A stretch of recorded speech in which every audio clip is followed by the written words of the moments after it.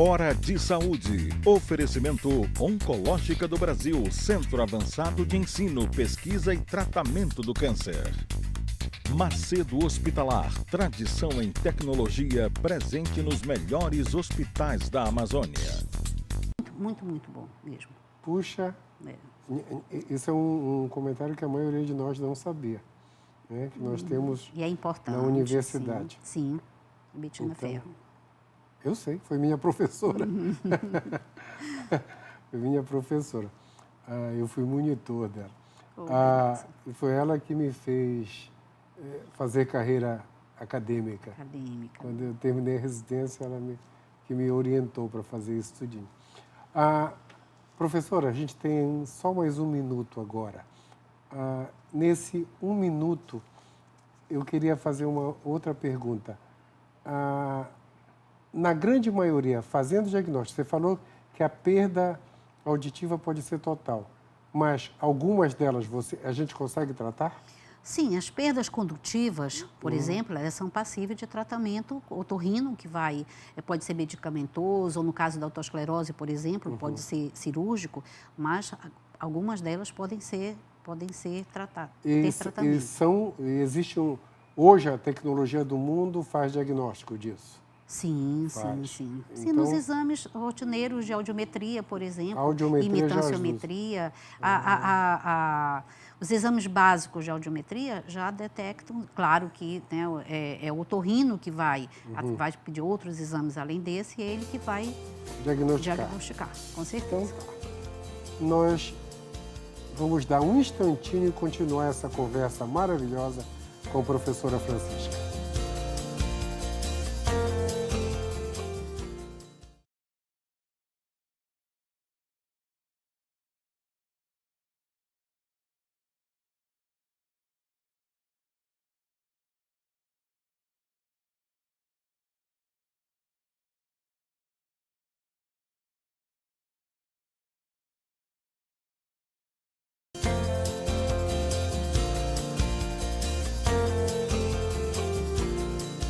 Professora, quais as comorbidades que levam a PAC?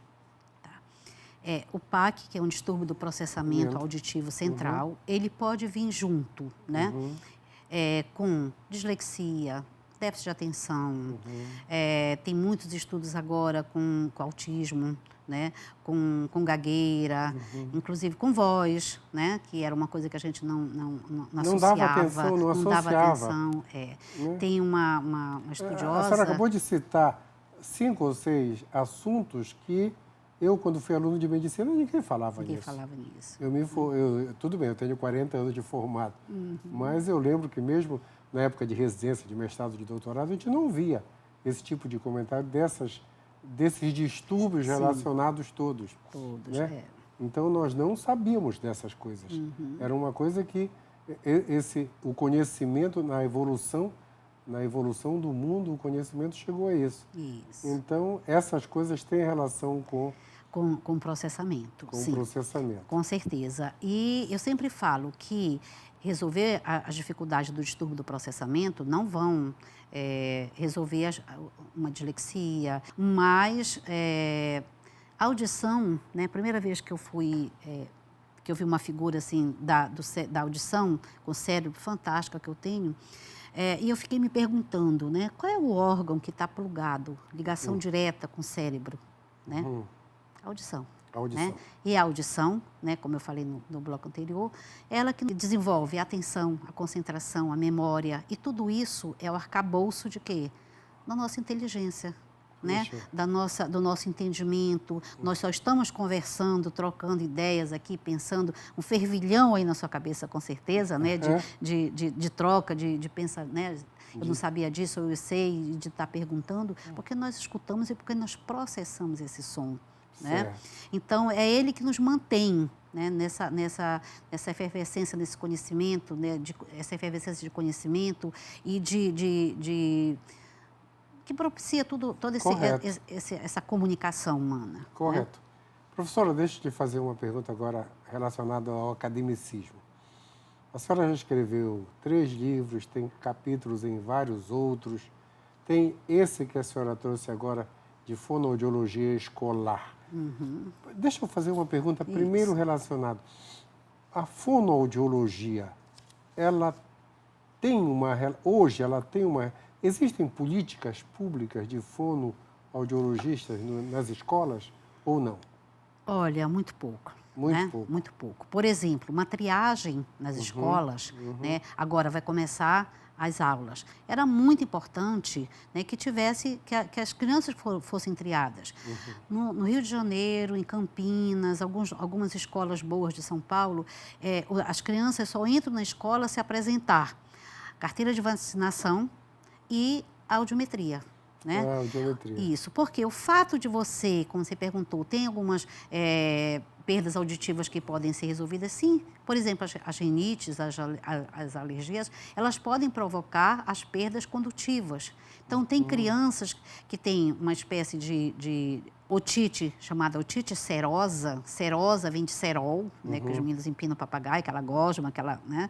Certo. Ela é chamada otite serosa porque ela acumula uma secreção, né, na segunda orelha lá dos ossículos, e ela passa aquela melecada toda, e esses ossículos com isso ela não deixa que esse som passe numa qualidade adequada para que você para que a gente possa aprender e desenvolver todo esse sistema. Correto. Eu sempre falo que nós precisamos escutar em qualidade de CD digital. Certo. E essas crianças escutam em vinil arranhado. Vinil arranhado. Então chega abafada, chega diferente, chega, por exemplo, né? Esses sons, faca e vaca, cinco, zinco, queixo e queijo, são sons muito pertos. Faca e vaca, f e v, são muito pertinho. Queixo e queijo, queixo, queijos.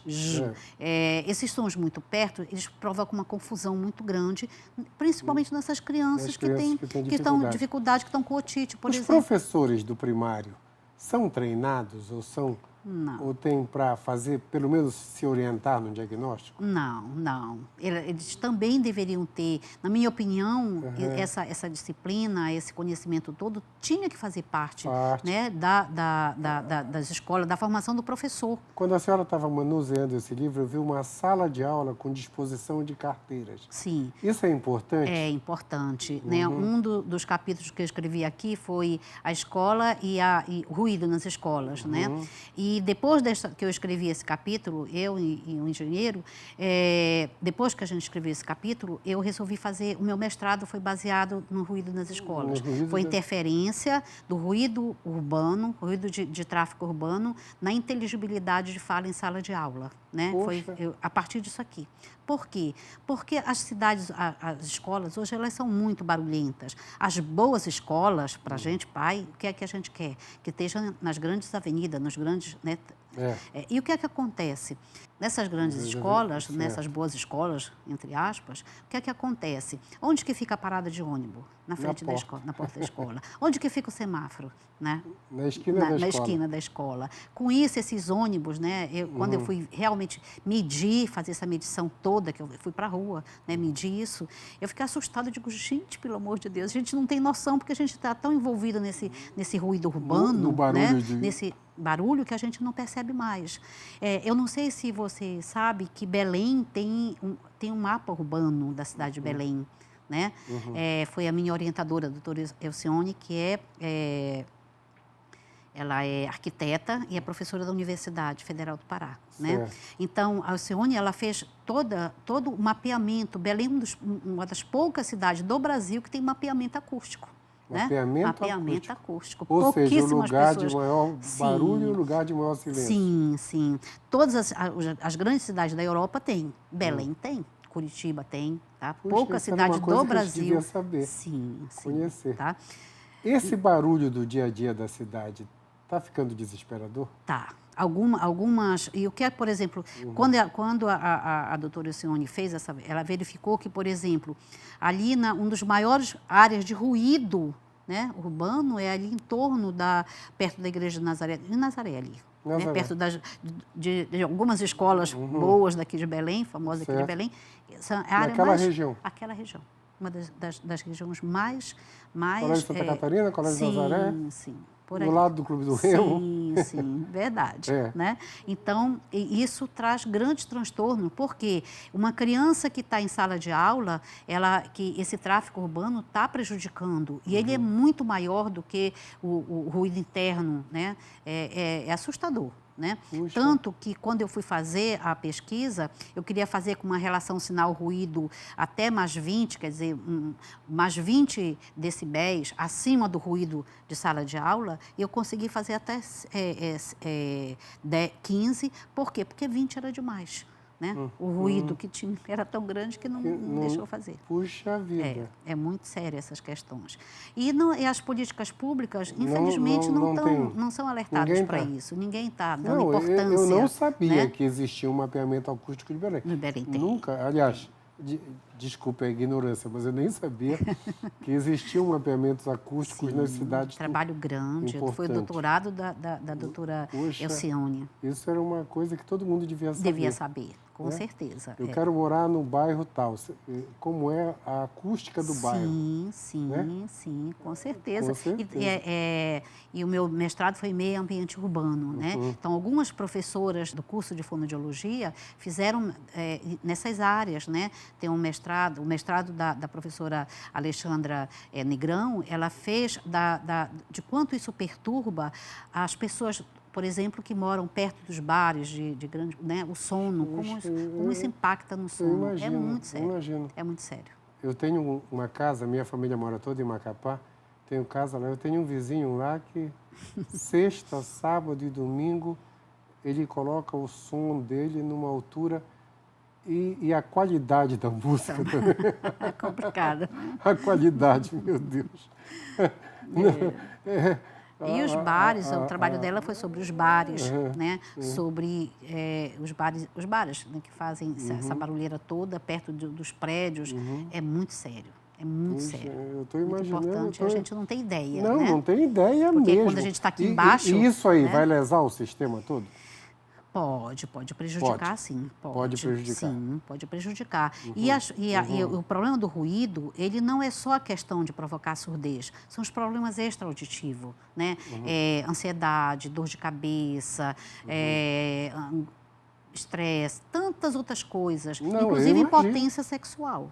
Até impotência sexual por causa do excesso de ruído, com certeza. Eu lembro do pessoal comentando sobre isso nos anos 80. Por causa do barulho, que existiu nas discotecas. Sim. Na época do John Travolta, ainda faz 40 anos. Aqui em Belém nós temos uma coisa pior, que são os treme-treme da vida, né? Isso é sério. Aquilo é um absurdo. Né? É um absurdo, né? Porque se eles soubessem, tivessem ideia do prejuízo que isso vai causar, né? Como em todo o organismo deles, eles não fariam isso. Não, é um absurdo mesmo. Aqui em Belém houve uma época na DOCA que parava um do lado do outro. Sim, hoje em dia já tem lei proibindo isso, né? E eles usavam o volume máximo. Né? Quando eu cheguei aqui em Belém, eu acho que eu fiz um TCC. Pode terminar. Tá.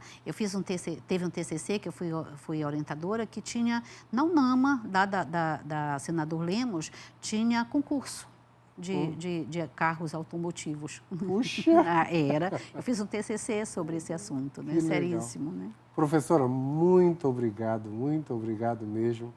Muito obrigado. Até mostra o seu livro aí. Só mostra para todo mundo ver ali. De alguns professores, meu e de alguns professores. De alguns professores. Fonoaudiologia escolar, da professora Francisca, tá? Olha aqui. Entendeu? O fonoaudiologia e pedagogia, fonoaudiologia escolar, informando praticamente todos esses assuntos que nós discutimos aqui agora. Professora, muito obrigado por ter vindo. E provavelmente outras vezes nós ainda iremos complementar essa conversa. Vai ser um prazer. Porque agora todo mundo temos muita história para... Agora todo mundo vai se inteirar do assunto, Com certeza. Pessoal, muito obrigada pela possibilidade de estar aqui, muito obrigado a você. Conversa obrigado mesmo, maravilhosa. Amigos, o tempo acabou. Só dá tempo de falar uma semana abençoada para todos. Até domingo. Hora de Saúde. Oferecimento Oncológica do Brasil, Centro Avançado de Ensino, Pesquisa e Tratamento do Câncer. Macedo Hospitalar, tradição em tecnologia presente nos melhores hospitais da Amazônia.